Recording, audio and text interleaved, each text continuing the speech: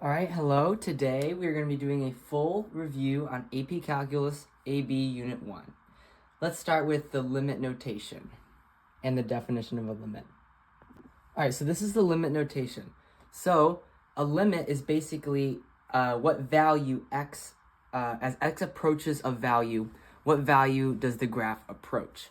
So an example here, if we had this function of f of x, and we wanted to find what value it approached here, let's say this is x equals 6, we would say, well, if this is at point 1, we would say as x approaches 6, f of x approaches 1. And it also doesn't matter if there is a hole or a discontinuity here, it still approaches the same value. It doesn't matter what value it's actually on. Even if there's something like this, the limit still equals 1. All right, now let's discuss when a limit does not exist. All right, so limits, if they exist, is a yes when the function is fully continuous. Like that function, the limit exists everywhere. A limit can also exist if there is a removable discontinuity there. It still approaches the same value, just like our previous example. A limit does not exist if there is like a piecewise function with a jump continuity, jump discontinuity, because it approaches different values from the different sides. In order for the limit to exist, it has to approach the same value from both sides. This same thing works with an asymptote. If we had a graph like this, the limit does not exist right here. All right, let's move on. All right, next we're going to evaluate limits graphically. So in order to do this, we have to see what value x approaches. So let's start with the first one. As x approaches 1, right, we can see it approaches 2. This function is continuous. There's no hole or gap there, so it's just 2. Here, we have the same thing. As it approaches 2, f of x is 3, approaches 3. There's no discontinuity there. So the limit does exist. Now here, on the other hand, at x equals 3, or x approaches 3, we don't know which side to pick, because from this side, it approaches here, but this side, it approaches here. So this one we say does not exist. Evaluating limits graphically is pretty easy. Where it gets a little harder is when you have to do it algebraically, which is what we're going to do next. All right, in order to evaluate limits algebraically, the first thing we want to try is direct substitution. So we literally just want to put the value in, and if there's no discontinuity, this will work. So let's try it here. So we can plug in a 2 for x plus 5 over 2. This is just equal to 7 over 2. So that means this limit is 7 over 2. There is no discontinuity here, so this is just plugging it in and going. Now, let's try that for this one. If we plugged in 2 here, we could simplify this, which would mean that we'd have 4 minus 14 plus 10 over 0, which would equal 0 over 0. And that is one of our indeterminate forms, 0 over 0, so that means we cannot direct substitute. So we have to use another technique. So I see a trinomial on the top that we can factor, so let's try that. X squared minus 7x plus 10 factors to x minus 2 times x minus 5. So let's write that out. Remember, we still have the limit as x approaches 2 over x minus 2. Now, we can divide out by x minus 2, leaving us with limit as x approaches 2 of x minus 5. And then now we can revert back to that direct substitution, giving us 2 minus 5, or negative 3. So that is the answer for that one. Now I'll show you one with rationalizing. All right, let's try this one. Let's say we had the limit as x approaches negative 3 of x plus 3 over x squared of x plus 4 minus 1. So let's start with that direct substitution. So we have negative 3 plus 3 over square root of negative 3 plus 4 is 1 minus 1. This is going to equal 0 over 0 again, another indeterminate form. So that means that's a clue to us that we have to use one of the two techniques. And I don't see any way we can factor this, so I'll show you rationalization instead. So what we're going to do here is we're going to multiply by the conjugate. So the conjugate of this bottom would be x plus 4. Instead of minus, it's going to be plus 1. And remember, same thing top and bottom. So I will multiply that out, but do not distribute. You'll see why in a second. All right, now we can simplify this a little bit more. This is a plus. X plus 4 minus 1 simplifies down to x plus 3. So we can divide out by that, leaving us with the limit as x approaches negative 3 of the square root of x plus 4 plus 1. We can go back to direct substitution. Negative 3 plus 4 is 1, plus 1 equals 2. 2 is our answer for this limit. All right, next we will go on. All right, next we have one-sided limits. So these look pretty similar to regular limits, except you'll notice some small little plus and minus signs there. That basically means, so now we're not taking the limit from both sides, we're only doing it from one side. So this x approaches 1 plus means we're going to approach it from the positive side.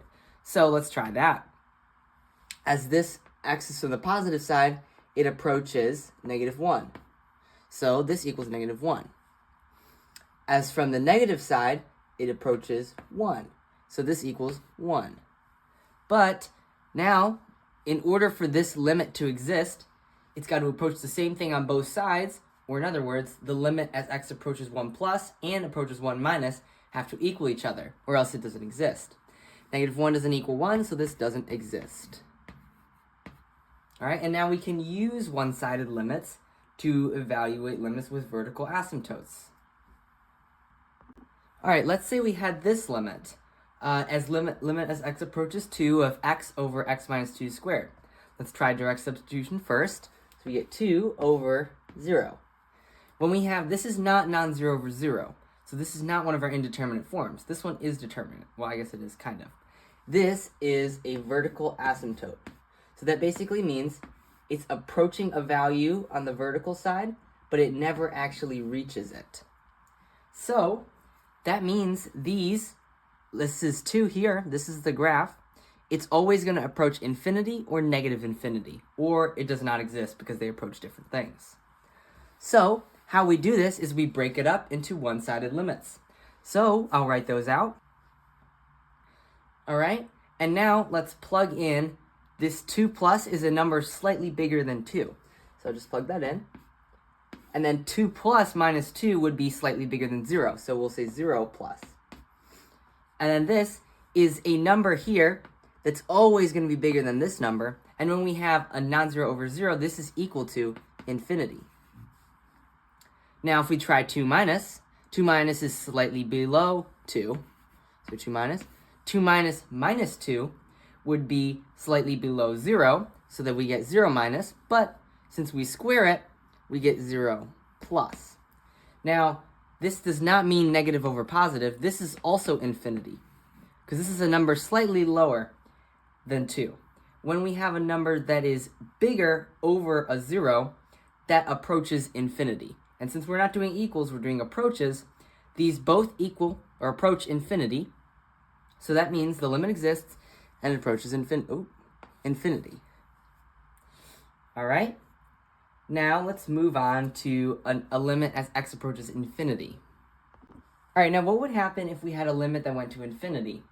Since we have it to infinity, we need to look at the powers and compare analytically.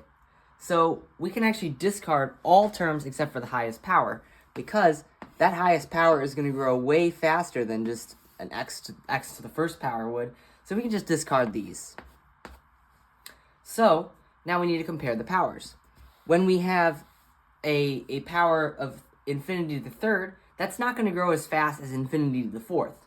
So when we have a number that's growing way faster on the bottom, it's just making the top number look smaller, we get 0, right?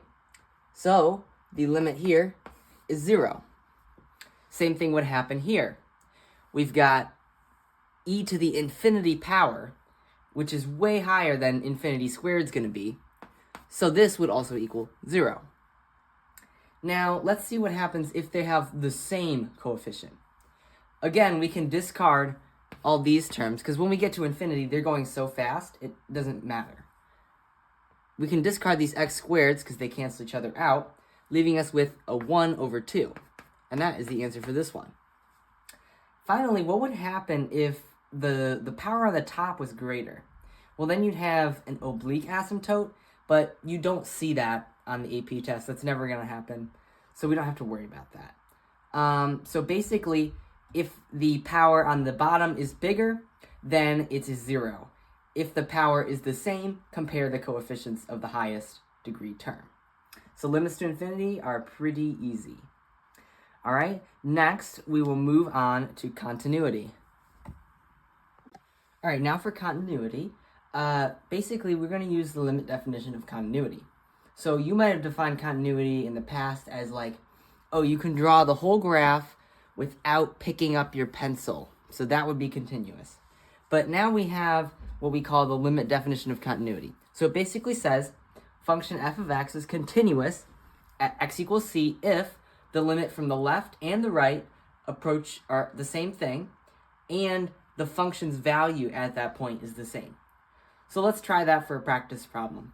So very common, you're going to see this type of problem where it says what value of k makes f of x continuous at some value. This one's x equals -1. And you notice this is where the problem point is, where we have one piece on one side and one piece on the other side. So what we basically have to say is we have to apply this limit definition of continuity. So the limit as x approaches -1 from the plus side equals the limit as x approaches -1 from the minus side equals f of -1. So let's evaluate these. So if we're going from the plus side, we're going to take this greater than 1. So we're going to it's be k times -1 squared. And then from this one, it's going to be on the minus side, so this piece here. So 3 times -1 plus 5, so 2. This one's going to be 2k. And then here, at f of 1, or f of -1, this is where our greater than or equal to, so we're going to use the same piece, so it's going to be the exact same thing. So now, all we have to say is which value makes these equal. So 2k equals 2 equals 2. We can already see it here. You don't need this other 2 if these are equivalent. So k is just equal to 1. That value makes this function continuous. All right, now I'm going to show you what the intermediate value theorem is. But first, I will show you the 3 main discontinuities that you will see in AP Calculus. So, there is 3 main ones. There is an asymptote, which is when it approaches the same value from both sides. That's really bad asymptote, but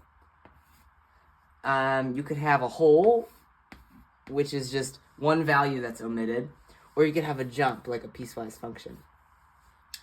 And this one is, these we call not removable. And this one is removable. Basically, all that means is we could fill one value, and that would make these continuous. Whereas this one, you can't fill one value because it doesn't exist. This one, same thing. You can't just fill one value. I mean, wouldn't exist. So those are all discontinuous. So now, for the intermediate value theorem, I'll write that out. All right, now for the intermediate value theorem, it basically just says if f of x is continuous on an interval a to b, then any value between f of a and f of b exists.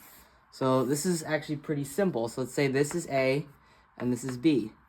So if this function were continuous, this is f of a and this is f of b, every value between here is represented.